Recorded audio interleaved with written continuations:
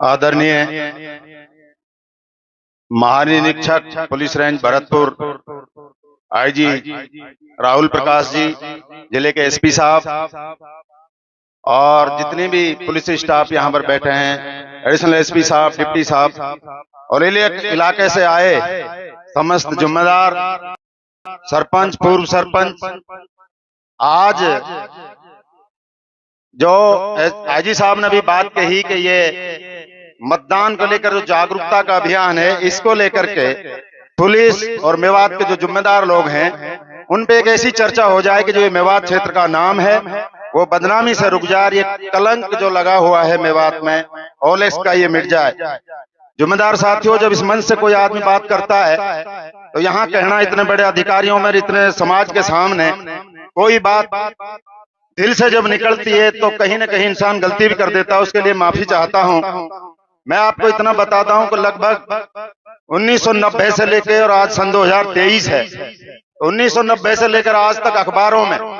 जब सुबह अखबार हम खोलते हैं तो जो भी भरतपुर जिला या राजस्थान राज्य के जो भी पेपर्स आते हैं तो मेवात का जब नाम आता है, कामा नगर या पहाड़ी, तो इतनी कलंक की, शर्मिंदा की बात है कि जब पेपर खुलता है तो मेव का नाम कहीं न कहीं जब जुड़ता है तो या तो वो गौ किसी के साथ जुड़ता था या गौ तस्करी के साथ जुड़ता था। जबकि ये मेवात के लोग आज से लगभग 1947 से आज तक, मैं ये मानता हूं जितनी भी जातियां मेवात में हैं तो 70 साल का जो पीरियड है, अब की बार हमने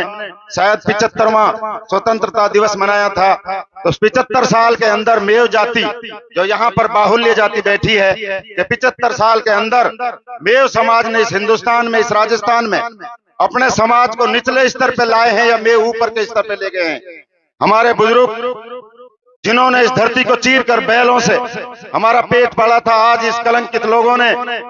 जो इस समाज में लगभग सन 2020 से शुरू हुआ था ये काल, सन 2020 में 10% लोग इस काम से जुड़े थे, फिर 20 हुए और 30 और 40 और 50। मैं उस पंचायत से हूं जहां पर जिस थाने से जो पंचायत आती है, जो गढ़ी झील पट्टी हो, चाहे धर्मशाला हो, कैथवाड़ा हो, मातुकी हो, वो जो थाना है उसके इर्द गिर्द का जो एरिया, जो कैथवाड़ा कस्बा है, वहां पर ये मैं मानता हूं, आप मेरी बात को बुरा ना माने, कि इन 4 सालों में जो ओलेक्स का काम जितना बड़ा है उस क्षेत्र में, तो हरियाणा मेवात में इतना काम नहीं है जितना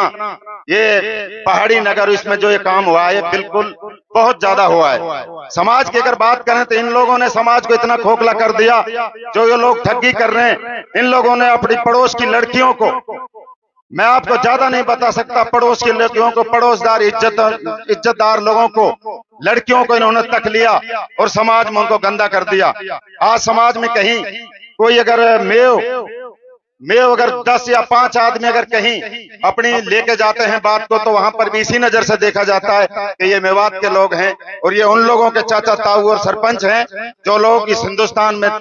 ठगी कर रहे हैं। तो राजस्थान का कोई राज्य ऐसा नहीं बचा जो इन लोगों ने ठगी से नहीं करा। मैं आज साहब आपसे इतना ही कहूंगा कि इस सभा में जो लोग बैठे हैं जो लगभग 10-15 साल से बिल्कुल क्राइम के खिलाफ काम कर रहे हैं, लेकिन जब लोगों को रात में ही पैसा आ जाता है, जो लोग 500 रुपए की मजदूरी करते थे, आज उनके पास 3-3, 4-4 करोड़ की गाड़ियां हैं, प्रॉपर्टी उन लोगों ने ली है, उनके पास 20-20, 30-30 लाख की गाड़ियां हैं। तो मैं ये नहीं मानता कि वो किसी समाज से या हम जैसे जिम्मेदारों से वो रुक सकते हैं, क्योंकि उनको आदत लग चुकी है। आपकी जितनी भी बैंक हैं यहाँ पर, जैसे कैथवाड़ा बैंक है, मैं सुबह बैंक में गया तो मैंने मैनेजर साहब से संपर्क किया कि मुझे आज वो लिस्ट दीजिए जितने भी खाते इस बैंक से, जो भी खाते बंद करे गए हैं, मैं उनको आईजी साहब को दिखाऊंगा। तो बैंक मैनेजर मेरे से बोला कि 7,500 खाते कैथवाड़ा बैंक के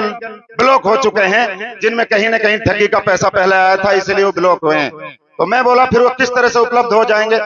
तो वो बोले कि कोई उच्च रेंज का आईपीएस अधिकारी यानी एसपी रेंज का आदमी अगर हमारे लिए लिख के देगा तो हम ये सारे खाते जितने सीज हुए हैं उनका रिकॉर्ड उनके लिए दे देंगे। तो मैं आपसे मेवात के लोगों से खासकर इतना कहूंगा कि अब जगह बिल्कुल बची नहीं है, अब लौटने का समय बिल्कुल आ गया है। हिंदुस्तान में अगर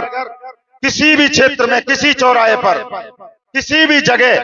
जैसे मैं आज कहीं जाऊं और मैं एक दिन मैं सोना से आ रहा था तो मैं गुड़गांव के उरली साइड में एक होटल पे रुका और मैं खाना खाना चाहा, तो सच्चाई मैं बता रहा हूं, खाना था उसके पास, लेकिन जब मेरा हुलिया उसने देखा, उसको पता लगा ये मेव है, उसने कहा भाई साहब खाना नहीं है। तो इस कलंक की वजह से मुझे वहां खाना नहीं मिला। मैं इतना चाहता हूं कि ये जो जिन लोगों ने हमें इतना कलंकित किया है, मेवात में इन लोगों को सजा मिलनी चाहिए। और जो जिम्मेदार साथी आप बैठे हो, आप लोग ग्राम पंचायत तो लिस्ट दीजिए आईजी साहब को, क्योंकि 2 ग्रुप हैं हर पंचायत के अंदर। मैं ऐसा मानता हूं आईजी साहब कोई नहीं छुपाएगा।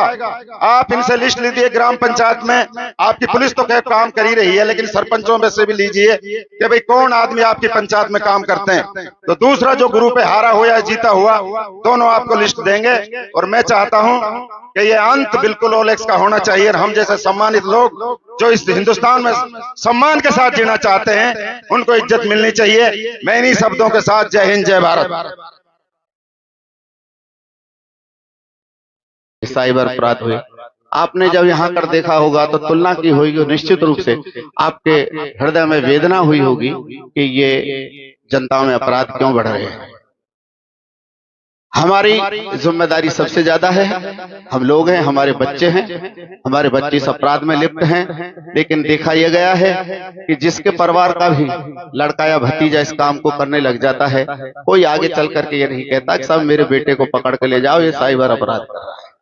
इसलिए हो सकता है कोई निरपराध व्यक्ति भी उसमें आ जाते हों, लेकिन ये 100% बात सही है, वो बाद में उनका कुछ नुकसान नहीं होगा।